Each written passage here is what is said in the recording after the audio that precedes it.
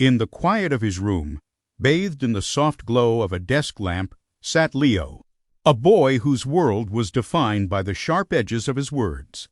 This wasn't a story of grand villains or epic battles, but a quieter, more personal tale about the echoes of disrespect. It began, as many such stories do, in the mundane moments of everyday life. At the breakfast table, a plate of toast offered by his mother was met with a dismissive wave. "I'm not hungry," he'd snap, his voice a cold front rolling through the warm kitchen. His father's gentle inquiry about his homework was met with a sigh heavy with annoyance, a wall of indifference that left the older man's words hanging in the air. The pattern repeated itself, a steady rhythm of disregard that followed him out the door. At school, Leo's disrespect found new targets. He would roll his eyes when his teacher, Mr. Harrison, spoke with passion about history, muttering under his breath just loud enough for those nearby to hear. His friends were not spared. When Sarah excitedly shared news of making the soccer team, Leo scoffed, "It's just the B team. What's the big deal?" He'd ignore calls from his friend Mark, who just wanted to talk, and would cut off others mid-sentence to steer the conversation back to himself. Each act was a small stone dropped into a pond, and Leo was oblivious to the ever-widening ripples. He moved through his days wrapped in a cloak of self-importance, believing his own needs and opinions were the only ones that truly mattered. The turning point came on a Saturday that was meant to be an adventure. Leo had decided to hike a trail in the local woods, a path he'd boasted he could navigate with his eyes closed. He'd brushed off his parents' concerns with his usual arrogance. "I'll be fine. Stop worrying," he said, slamming the door behind him. Hours later, as the sky turned from a brilliant blue to a bruised purple, Leo realized his mistake. A wrong turn, a twisted ankle, and a dying phone battery left him hopelessly lost. Panic, cold and sharp, began to prick at the edges of his confidence. He was alone, the familiar woods now a menacing labyrinth of shadows and strange noises.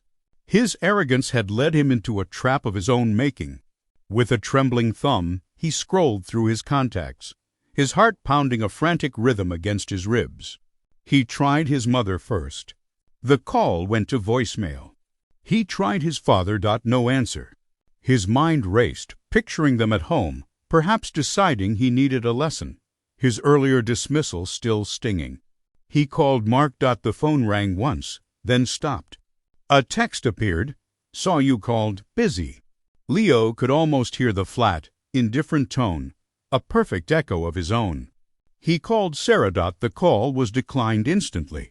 He pictured them, his friends and family, seeing his name flash on their screens and choosing to ignore it. Each unanswered call, each declined plea for help, was a reflection of the disrespect he had so freely given. The weight of his actions crashed down on him, heavier than the encroaching darkness. As the last sliver of sun dipped below the horizon, plunging the woods into near-total blackness, a profound and chilling realization settled over Leo. He wasn't just lost in the woods. He was lost in a world he had alienated. The silence that answered his calls was not born of malice, but of the indifference he had cultivated in others. He had pushed everyone away, and now, in his moment of desperate need, he was truly alone. He leaned his head back against the rough bark of a tree, a single tear tracing a path through the grime on his cheek.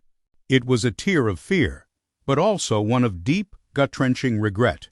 He had built his own island, and now he was its sole, stranded inhabitant.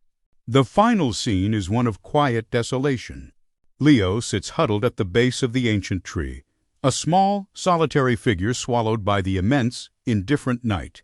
The setting sun casts long, mournful shadows that seem to wrap around him, isolating him completely. There are no sounds of an approaching rescue, no comforting calls of his name in the distance. There is only the rustle of leaves in the cold wind and the heavy silence of his self-inflicted solitude. This, in the end, was the true consequence of his disrespect, a profound and inescapable loneliness, a quiet fading of his own importance in a world he had tried so hard to dominate.